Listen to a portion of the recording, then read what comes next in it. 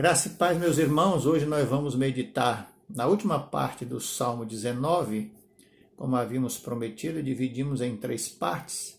Eu lerei os últimos versículos, 12 a 14. Quem há que possa discernir a própria falta, absolve-me das que me são ocultas. Também da soberba guarda o teu servo, que ela não me domine. Então serei irrepreensível e ficarei livre de grande transgressão. As palavras dos meus lábios e o meditar do meu coração sejam agradáveis na tua presença, Senhor, rocha minha e redentor meu. Meus irmãos, o que vimos aqui em relação às Escrituras, que esse salmo aqui dá uma ênfase muito grande à palavra de Deus, é que pela palavra de Deus nós somos restaurados da nossa fraqueza e também na nossa aflição. Por ela nós nos tornamos sábios, no que diz respeito à vida aqui, também em relação à vida espiritual. Quando nós nos submetemos a esta palavra, nós encontramos a verdadeira alegria, porque em obedecendo às bênçãos do Senhor, vem sobre nós. Podemos confiar nela. Ela é uma palavra confiável, dura para sempre. E por ela nós somos, de fato, purificados, lapidados e instruídos. Nós vimos na primeira parte a glória de Deus sendo revelada na natureza. E na segunda parte nós vimos a graça de Deus se revelando nas Escrituras. Aqui em terceiro lugar, Davi agora ora por graça ao nosso Deus. Então, ao se deparar com a palavra de Deus, não restou nada ao salmista, senão o reconhecimento do seu pecado e em seguida a sua confissão. Então, quem há que possa discernir a própria falta? Ao se confrontar com a palavra de Deus, foi exatamente esse sentimento dele. Então, é exatamente isso que ela provoca naqueles que meditam nela com sinceridade. Então, pela palavra de Deus vem o conhecimento do pecado, como está em Romanos 3:20, visto que ninguém será justificado diante dele por obras da lei, em razão de que pela lei vem o pleno conhecimento do pecado. Então, ele reconhece que está em falta com o Senhor ao se deparar com a palavra de Deus. Em segundo lugar, logo em seguida, ele pede para Deus lhe perdoar também dos pecados ocultos. Ele confessa os pecados e agora, caso ele tenha pecado oculto, o Senhor me perdoe também, como ele diz, absolve das que me são ocultas ou das faltas que são ocultas, versículo 12, parte B.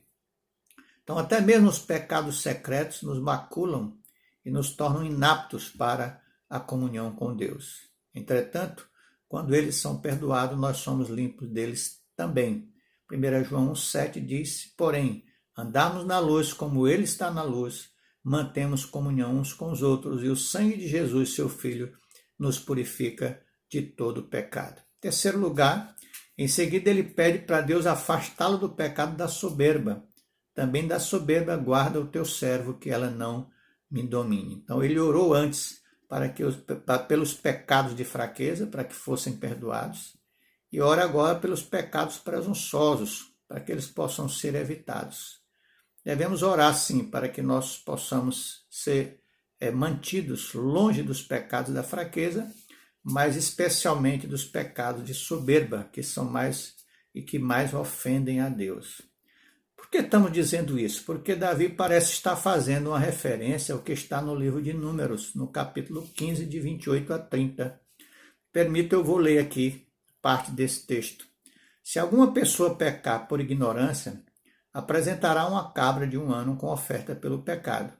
O sacerdote fará expiação pela pessoa que errou, quando pecar por ignorância perante o Senhor, fazendo expiação por ela, ele será perdoado. Mas a pessoa que fizer alguma coisa atrevidamente, quer seja dos naturais, quer dos estrangeiros, injúria ao Senhor, tal pessoa será eliminada do meio do seu povo.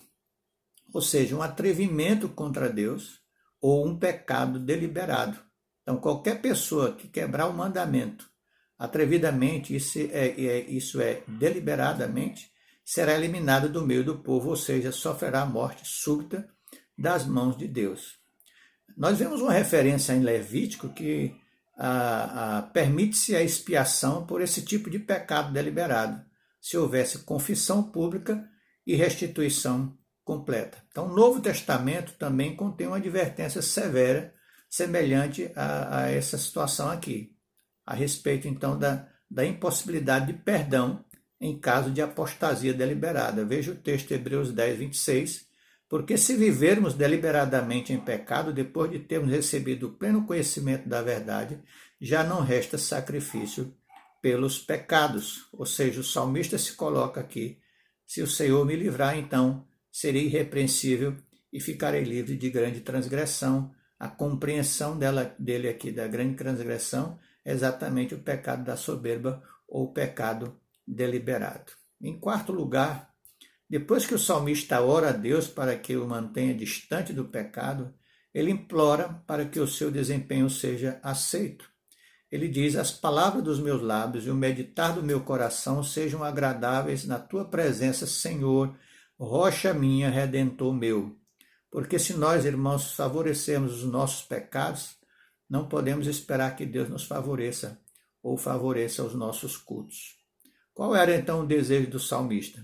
Ser aceito por Deus. Todos nós desejamos agradar alguém. Alguns agradam a si mesmos, outros agradam a homens, e alguns procuram agradar a Deus. Assim Davi procurava fazer. Veja a sua oração. Sua oração ele mostra a sua humildade.